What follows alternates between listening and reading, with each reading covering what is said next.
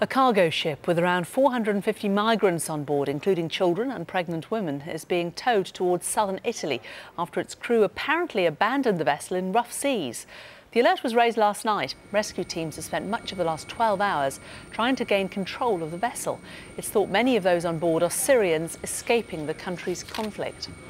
Well, the numbers of migrants trying to reach European shores has increased dramatically over the last year, while some 60,000 have made unauthorised crossings of the Mediterranean in the whole of 2013.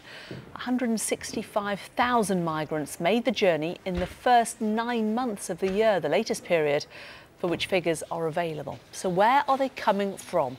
Well, wars and conflict across the Middle East have been a huge contributory factor, with many migrants from Syria, Iraq and Libya attempting the journey. But all those countries too have seen a huge rise in people leaving.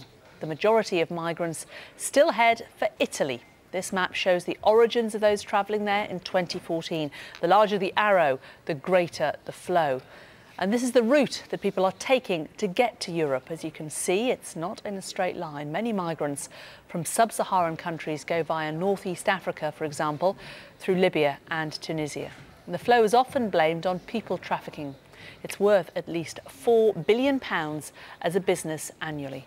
And it's a trade that very often has fatal consequences. According to the UN Refugee Agency, more than 2,200 lives were lost in the Mediterranean Sea between July and September last year.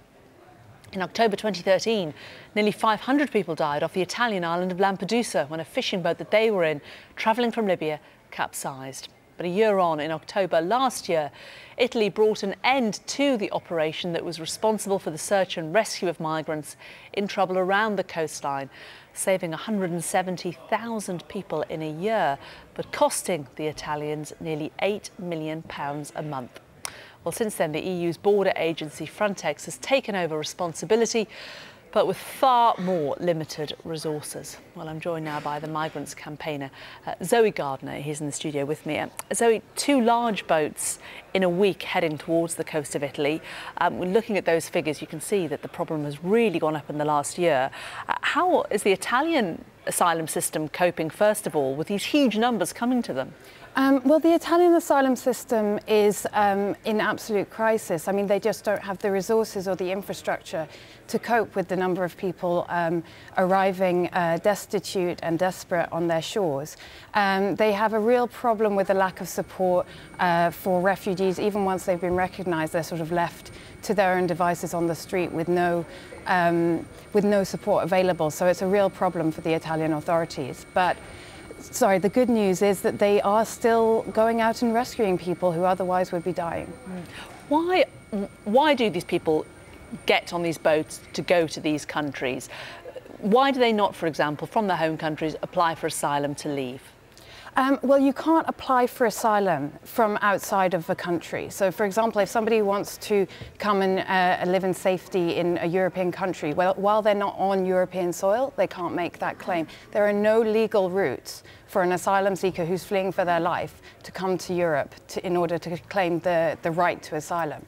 So these kind of perilous crossings are usually the only route that's open to them, unless they have enough money, for example, to try to get on a plane, but then, of course, they'd need documentation, etc. Exactly, and if they're fleeing from the authorities, that may not be safe. So, yeah, this is absolutely a last resort. I mean, it's obviously an extremely dangerous journey to have to make, and we have families, we have pregnant women, children. These are desperate people. They wouldn't undertake the journey if they had any other option, and they are fleeing for their lives. We've all heard what the situation is in Syria.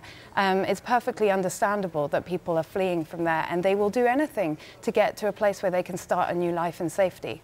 They'll do anything. How much will they pay to get on these kind of vessels? These people are paying anything they have. They're asking relatives to lend them their savings.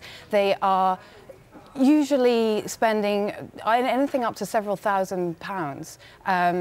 And there have been reports lately that there are smugglers who are offering sort of bonuses, such as a life jacket, if you can pay for more. And if you're at the bottom end of the scale on these boats, then you're sort of packed into the hold. You're lucky to have a bit of water and you're lucky to survive. And these are people who are arriving in these countries destitute, but of course coming from the country that they were, they wouldn't have lived that life. They may well have been in good jobs, had careers, had their children in school, but circumstances have forced them into this That's situation. quite right. I mean, the war in Syria is not discriminating. There are plenty of people who have enjoyed great jobs, lovely homes, warm families, and have suddenly found themselves with nothing. They've lost everything they own. They're completely desperate, and they could bring us all sorts of skills if we had methods to allow them to come here safely, because these are all sorts of different people. I mean, I know refugees who are engineers, who are school teachers, chefs. They have all different kinds of skills. All different kinds of people are affected by persecution and war, and we are not giving them the chance to come to safety. Well, you talk about that chance, and of course a lot of people will look at the UK and look at the numbers of illegal immigrants coming into this country, or the number of even legal migrants coming into this country. It's a big election topic. But looking at that graph showing, that graphic showing where people are coming to, it's Italy, isn't it? It's the Mediterranean countries that are the big target countries that these people are going to first of all. Well, in many cases, they're the target countries for the most desperate people of all, because the people who are taking those boat journeys are really the ones in the most dire straits of all. Germany, Sweden and France take in the highest numbers of asylum seekers in Europe. The UK is further down the list, and Italy is just behind the UK. So actually, migrants coming by boat aren't the biggest number of asylum seekers. Many of them use different means, but it's sort of a very easy thing to visualize. You can take the picture of the desperate people on the boat and people can see the crossing being made, and so it's what gets the most attention. And it should get attention because more attention should be paid to the many lives lost, innocent lives lost at sea, people desperate to find a new life, and all the things that we've always taken for granted. So Gardner, Refugee and Migrants campaigner, thanks very much for joining us.